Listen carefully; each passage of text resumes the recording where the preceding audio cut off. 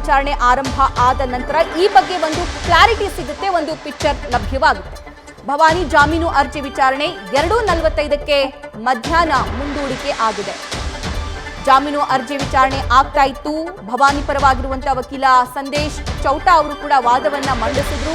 ಭವಾನಿ ಅವರು ಮಹಿಳೆ ಆಗಿರುವಂತಹ ಕಾರಣ, ಅವರಿಗೆ ಅನಾರೋಗ್ಯ ಇರುವಂತಹ ಕಾರಣ, ಅಥವಾ ಅವರಿಗೆ ಯಾವುದೇ ನೋಟಿಸ್ ನೀಡದಂತಹ ಕಾರಣ ಮತ್ತು ದೂರಿನಲ್ಲಿ ನೇರವಾಗಿ ಅವರ ವಿರುದ್ಧ ಗಂಭೀರ ಆರೋಪ ಕೇಳಿ ಬರದಂತಹ ಕಾರಣ, ಇವೆಲ್ಲ ಕಾರಣಗಳನ್ನ ಕನ್ಸಿಡರ್ ಮಾಡಿ ಸುಪ್ರೀಂ ಕೋರ್ಟ್ನ ಒಂದು 2-3 ಕೇಸ್ಗಳನ್ನು ಕೂಡ ಗಣನೆಗೆ ತೆಗೆದುಕೊಂಡು ಕಕ್ಷಿದಾರೆ ಭವಾನಿಗೆ ಜಾಮೀನು ನೀಡಬೇಕು ಅನ್ನುವಂತಹ ವಾದವನ್ನ ಮಂಡಿಸಿದ್ರು ಸಂದೇಶ್ ಚೌಟಾ, ಭವಾನಿ ಪರವಾಗಿರುವಂತಹ ವಕೀಲರು. ಆದ್ರೆ ಎಸ್ಐಟಿ ಪರ ಎಸ್ಪಿಪಿ ಕೂಡ ತಮ್ಮ ಪ್ರತಿವಾದವನ್ನ ಮಾಡ್ತಾ ಇದ್ರು. ಯಾವ ಕಾರಣಕ್ಕೋಸ್ಕರ ಭವಾನಿ ಅವರಿಗೆ ಜಾಮೀನು ನೀಡಬಾರದು ಅನ್ನೋದನ್ನ ಉಲ್ಲೇಖ ಮಾಡ್ತಾ ಇದ್ರು.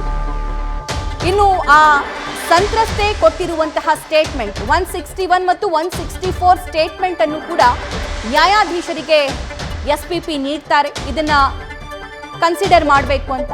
ಸೊ ಇಲ್ಲಿ ಸಂತ್ರಸ್ತೆ ಆಗಿರಬಹುದು ಅಥವಾ ಭವಾನಿ ಅವರ ವಿರುದ್ಧ ಸಾಕಷ್ಟು ಸಾಕ್ಷಿಗಳು ಕೂಡ ನಮಗೆ ಲಭ್ಯವಾಗಿದೆ. ಸಾಕ್ಷಿನಾಶ ಮಾಡುವಂತಹ ಸಾಧ್ಯತೆಗಳಿರುತ್ತೆ ಅಥವಾ ಈ ಸಾಕ್ಷಿಗಳ ಮೇಲೆ ಪ್ರಭಾವ ಬೀರುವಂತಹ ಸಾಧ್ಯತೆ ಇರುತ್ತೆ. ಸೊ ಹಾಗಾಗಿ ಅವರಿಗೆ ಜಾಮೀನು ನೀಡಬಾರ್ದು ಅನ್ನೋದನ್ನ ಅಲ್ಲಿ ಉಲ್ಲೇಖ ಮಾಡ್ತಾರೆ. ಆದರೆ ಈಗ ಸಿಗ್ತಾ ಇರುವಂತಹ ಲೇಟೆಸ್ಟ್ ಅಪ್ಡೇಟ್ ಏನು ಅಂತಂದ್ರೆ, ಮಧ್ಯಾಹ್ನ 2:45ಕ್ಕೆ ಈ ವಿಚಾರಣೆ ಪೋಸ್ಟ್ಪೋನ್ ಆಗಿದೆ. 2:45ಕ್ಕೆ ಮತ್ತೆ ಅಲ್ಲಿ ವಾದ ಮಂಡನೆ ಆಗುತ್ತಾ ಅಥವಾ ನೇರವಾಗಿ ಆದೇಶ ಬಿಡುಗಡೆ ಆಗುತ್ತಾ ಅನ್ನೋದನ್ನು ಕೂಡ ನೋಡಬೇಕಾಗುತ್ತೆ. ಜನಪ್ರತಿನಿಧಿಗಳ ವಿಶೇಷ ನ್ಯಾಯಾಲಯದಲ್ಲಿ ಸುಮಾರು 35 ನಿಮಿಷಗಳ ಕಾಲ ವಾದ ಪ್ರತಿವಾದ ಕೂಡ ಆಗಿದೆ. ಆದರೆ ಎಸ್ಐಟಿ ಪರ ಎಸ್ಪಿಪಿ ಏನಿದ್ದಾರೆ ಅವರು ತಮ್ಮ ವಾದವನ್ನ ಇನ್ನೂ ಕಂಪ್ಲೀಟ್ ಮಾಡಿಲ್ಲ ಅಂತ ಅನ್ಸುತ್ತೆ. ಅವರು 161 ಮತ್ತು 164 ಸ್ಟೇಟ್ಮೆಂಟ್ ಅನ್ನ ನ್ಯಾಯಾಧೀಶರಿಗೆ ನೀಡ್ತಾರೆ. ಇದೆಲ್ಲವನ್ನು ಕೂಡ ಕನ್ಸಿಡರ್ ಮಾಡಬೇಕು ಅಂತ ಹೇಳ್ತಾರೆ. ಇನ್ನು KR ನಗರದಲ್ಲಿ ದಾಖಲಾಗಿದ್ದಂತಹ ಕೇಸ್ನ ಪ್ರತಿಯನ್ನು ಕೂಡ ಅವರು ಅಲ್ಲಿ ಓದ್ತಾ ಹೋಗ್ತಾರೆ, ಅದನ್ನ ಟ್ರಾನ್ಸ್ಲೇಟ್ ಮಾಡುವಂತಹ ಕೆಲಸ ಕೂಡ ಅಲ್ಲಿ ಆಗುತ್ತೆ. ಸೊ ಭವಾನಿ ಅವರಿಗೆ ಬೇಲ್ ಕೊಟ್ಟಂತಹ ಸಂದರ್ಭದಲ್ಲಿ ಏನೆಲ್ಲ ಆಗಬಹುದು ಅನ್ನುವಂತಹ ಆತಂಕವನ್ನು ಕೂಡ ಅಲ್ಲಿ ಜಗದೀಶ್ ಅವರು ವ್ಯಕ್ತಪಡಿಸ್ತಾರೆ. ಮತ್ತಷ್ಟು ಡೀಟೇಲ್ಸ್ ಕೋರ್ಟ್ನಿಂದಲೇ ನಮ್ಮ ಪ್ರತಿನಿಧಿ ಸೀನಿಯರ್ ಕರೆಸ್ಪಾಂಡೆಂಟ್ ವಿಷ್ಣು ಪ್ರಸಾದ್ ನೀಡ್ತಾರೆ. ವಿಷ್ಣು, ಡೀಟೇಲ್ಸ್ ನೀಡ್ತಾ ಹೋಗೋದಾದ್ರೆ.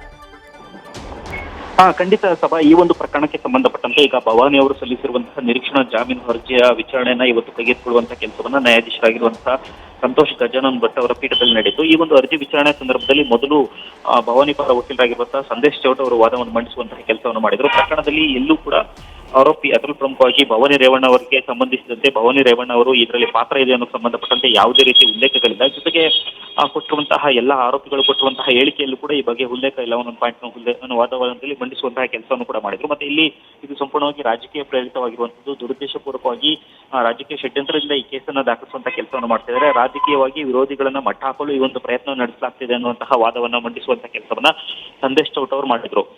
ಇನ್ನೊಂದು ಪ್ರಮುಖ ಅಂಶ ಏನಂತಂದ್ರೆ, ಈ ಒಂದು ಪ್ರಕರಣದಲ್ಲಿ ನಾನು ನಿರೀಕ್ಷಣಾ ಜಾಮೀನು ಅರ್ಜಿಯನ್ನು ಯಾಕೆ ಸಲ್ಲಿಸ್ತಿದ್ದೀವಿ ಅಂತಂದ್ರೆ, ಈಗಾಗಲೇ ಪ್ರಕರಣದ ಆರೋಪಿ ಆಗಿರುವಂತಹ ರಾಜಗೋಪಾಲ್ ಏನಿದ್ದಾರೆ, ಅದ್ರೂ ಪ್ರಮುಖವಾಗಿ ಆ ಸಂತ್ರಸ್ತ ಮಹಿಳೆಯನ್ನ ತೋಟದಲ್ಲಿ ಇಟ್ಟಿದ್ದಂತಹ ತೋಟದ ಮಾಲೀಕ ಆಗಿರುವಂತಹ ರಾಜಗೋಪಾಲ್ ಅವರು ಈ ಹಿಂದೆ ರೇವಣ್ಣನವರಿಗೆ OSP ಆಗಿ ಕೆಲಸವನ್ನು ಮಾಡ್ತಿದ್ರು.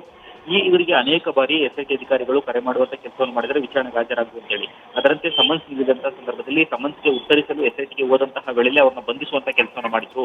ಕಾರಣ ಏನಂತಂದ್ರೆ, ಅನೇಕ ಬಾರಿ ಈಗಾಗಲೇ ರಾಜಗೋಪಾಲ್ ಅವರಿಗೆ SIT ಅಧಿಕಾರಿಗಳು ಒತ್ತಡ ಇರುವಂತಹ ಕೆಲಸವನ್ನು ಮಾಡಿದ್ದಾರೆ. ತಾವು ಕೊಡುವಂತಹ ಸ್ಟೇಟ್ಮೆಂಟ್ ಅಲ್ಲಿ ಭವಾನಿ ಅವರ ಹೆಸರನ್ನ ಉಲ್ಲೇಖಿಸಬೇಕು ಅಂತೇಳಿ ಪದೇ ಪದೇ ಅವರಿಗೆ ಒತ್ತಡ ಮಾಡುವಂತ ಕೆಲಸವನ್ನು ಮಾಡಿದರೆ, ಯಾವಾಗ ಅದಕ್ಕೆ ರಾಜಗೋಪಾಲ್ ಅವರು ಒಪ್ಪಿದ್ದಂತಹ ಸಂದರ್ಭದಲ್ಲಿ, ಪ್ರಕರಣದ 7ನೇ ಆರೋಪಿಯಾಗಿರುವಂತಹ ರಾಜಗೋಪಾಲ್ ಒಪ್ಪಿದ್ದಂತಹ ಸಂದರ್ಭದಲ್ಲಿ ಅವರ ವಿರುದ್ಧವೂ ಕೂಡ ಕ್ರಮ ಕೈಗೊಳ್ಳದಾಗಿ ಅವರಿಗೆ ಬೆದರಿಕೆ ಹಾಕುವಂತ ಕೆಲಸವನ್ನು ಮಾಡ್ತಾರೆ. ಅದರಂತೆ ಅವರು ವಿಚಾರಣೆಗೆ ಹೋದಂತಹ ಸಂದರ್ಭದಲ್ಲಿ ಅವರನ್ನ ಬಂಧಿಸುವಂತಹ ಕೆಲಸವನ್ನ SIT ಅಧಿಕಾರಿಗಳು ಮಾಡಿದ್ದಾರೆ ಅನ್ನುವಂತಹ ಗಂಭೀರ ಆರೋಪವನ್ನು ಮಾಡಿದ್ರು. ಜೊತೆಗೆ ಇದಿಷ್ಟು ಕೂಡ ರಾಜಕೀಯ ಪ್ರೇರಿತವಾಗಿ ಮಾಡುವಂತಹ ಪ್ರಕರಣ ಅಂತೇಳಿ ಉಲ್ಲೇಖಿಸಿದ್ರು. ಇದಾದ ನಂತರ ಅವರ ವಾದಕ್ಕೆ ಪ್ರತಿಯಾಗಿ SIT ಪರವಾಗಿ SPP ಆಗಿರುವಂತಹ ಜಗದೀಶ್ ಅವರು ವಾದ ಮಂಡಿಸುವಂತಹ ಕೆಲಸ ಶುರುವಾಯಿತು. ಮೊದಲ ವಾದದ ಆರಂಭದಲ್ಲೇ ಅವರು ಪ್ರಕರಣದಲ್ಲಿ ಸಂತ್ರಸ್ತೆ ಕೊಟ್ಟಿರುವಂತಹ 161 ಸ್ಟೇಟ್ಮೆಂಟ್ ಮತ್ತೆ 164 ಸ್ಟೇಟ್ಮೆಂಟ್ ಎರಡರ ಪ್ರತಿಯನ್ನ ನ್ಯಾಯಾಲಯದ ಗಮನಕ್ಕೆ ತರುವಂತ ಕೆಲಸವನ್ನು ಮಾಡಿದ್ರು. ಅದರ ಪ್ರತಿಯನ್ನ ನ್ಯಾಯಾಧೀಶರಿಗೆ ಕೊಟ್ಟಿದ್ರು. ಅದಾದ ನಂತರ ವಾದದಲ್ಲಿ ಪ್ರಮುಖ ಅಂಶಗಳನ್ನ ಅವರು ಉಲ್ಲೇಖ ಮಾಡ್ತಾ ಹೋದ್ರು. ಅದರಲ್ಲೂ ಪ್ರಮುಖವಾಗಿ 364A ಅನ್ನ ಈ ಪ್ರಕರಣದಲ್ಲಿ ಯಾಕೆ ಹಾಕಲಾಗಿದೆ, 364A ಏನ್ ಹೇಳುತ್ತೆ, ಯಾವ 3 ಅಂಶಗಳು ಅದರಲ್ಲಿ ಉಲ್ಲೇಖ ಆಗಿರಬೇಕು ಮತ್ತು ಈ ಪ್ರಕರಣಕ್ಕೂ ಹಾಕಿರುವಂತಹ ಸೆಕ್ಷನ್ಗೂ ಇರುವಂತಹ ಸಾಮ್ಯತೆ ಏನು, ಮತ್ತೆ ಯಾವ ರೀಸನ್ಗೋಸ್ಕರ ಈ ಒಂದು ಸೆಕ್ಷನ್ ಹಾಕಲಾಗಿದೆ ಅನ್ನೋದಕ್ಕೆ ಸಂಬಂಧಪಟ್ಟಂತೆ ವಾದ ಮಂಡಿಸುವಂತಹ ಕೆಲಸವನ್ನ ಜಗದೀಶ್ ಅವರು ಮಾಡಿದ್ರು. ಇದರಲ್ಲಿ ಇನ್ನೊಂದು ಪ್ರಮುಖವಾದಂತಹ ಅಂಶ ಏನಂತಂದ್ರೆ, ಈಗ ಅದು 2:45 ಪ್ರಸ್ತಾಪ ಆಗುವಂತ ಸಾಧ್ಯತೆ ಇದೆ. ಭವಾನಿಯವರ ಪಾತ್ರಕ್ಕೆ ಸಂಬಂಧಪಟ್ಟಂತೆ ವಾದವನ್ನು ಆರಂಭಿಸುವಂತಹ ಕೆಲಸವನ್ನ ಜಗದೀಶ್ ಅವರು ಮಾಡಿದ್ರು. ಅದರಲ್ಲಿ ಏನಂತಂದ್ರೆ, ಓರ್ವ ರಾಜು ಅನ್ನುವಂತಹ ವ್ಯಕ್ತಿ ಅವರ ಸಂಬಂಧಿಯಾಗಿರುವಂತಹ ನಾರಾಯಣ್ ಅನ್ನೋರಿಗೆ ಕರೆ ಮಾಡಿದಂತಹ ಸಂದರ್ಭದಲ್ಲಿ ನಾರಾಯಣ್ ಮತ್ತು ರಾಜು ನಡುವೆ ನಡೆದುವಂತಹ ಸಂಭಾಷಣೆಗೆ ಸಂಬಂಧಪಟ್ಟಂತೆ ರೆಕಾರ್ಡ್ ಮಾಡಿಕೊಳ್ಳುವಂತಹ ಕೆಲಸವನ್ನ ರಾಜು ಮಾಡಿದ್ದಾರೆ. ಈ ವೇಳೆಯಲ್ಲಿ ಕೆಲವೊಂದಷ್ಟು ಪ್ರಮುಖ ಅಂಶಗಳು, ವಿಶೇಷ ಅಂಶಗಳು ಗಮನಕ್ಕೆ ಬಂದಿದೆ ಸ್ವಾಮಿ. ಇವುಗಳನ್ನ ಸಾಕ್ಷ್ಯಗಳನ್ನಾಗಿ ನಾವು ಪರಿಗಣಿಸುವಂತ ಕೆಲಸವನ್ನ ಮಾಡಿದ್ದೀವಿ ಅಂತೇಳಿ ಅದರ ಟ್ರಾನ್ಸ್ಲೇಷನ್ ಪ್ರತಿಯನ್ನ ನ್ಯಾಯಾಧೀಶರಿಗೆ ಕೊಟ್ಟರು. ಅದರಲ್ಲಿ ಏನಿದೆ ಅನ್ನುವಂತಹ ಅರ್ಜಿ ವಿಚಾರಕ್ಕೆ ಸಂಬಂಧಪಟ್ಟಂತೆ ಇನ್ನೇನು ಉಲ್ಲೇಖ ಆಗಬೇಕಿತ್ತು ಅಷ್ಟರಲ್ಲಿ ಕೋರ್ಟ್ ಸಮಯ ಮುಕ್ತಾಯ ಆದಂತಹ ಹಿನ್ನೆಲೆಯಲ್ಲಿ ಅರ್ಜಿ ವಿಚಾರಣೆ ಮುಂದೂಡಿಕೆ ಮಾಡಿದ್ದಾರೆ. ಅದರ ಆಧಾರದ ಮೇರೆಗೆ 2:45 ಏನು ಹೇಳ್ತಾರೆ ಅನ್ನುವಂಥದ್ದು ತುಂಬಾನೇ ಪ್ರಮುಖವಾಗುತ್ತೆ ಸಭಾ. ಥ್ಯಾಂಕ್ ಯು ವಿಷ್ಣು, ಡೀಟೇಲ್ಸ್ಗಾಗಿ. ನ್ಯೂಸ್ ಫಸ್ಟ್ ನಿರ್ಭೀತಿಯಿಂದ ನಿಮ್ಮ ಪರವಾಗಿ.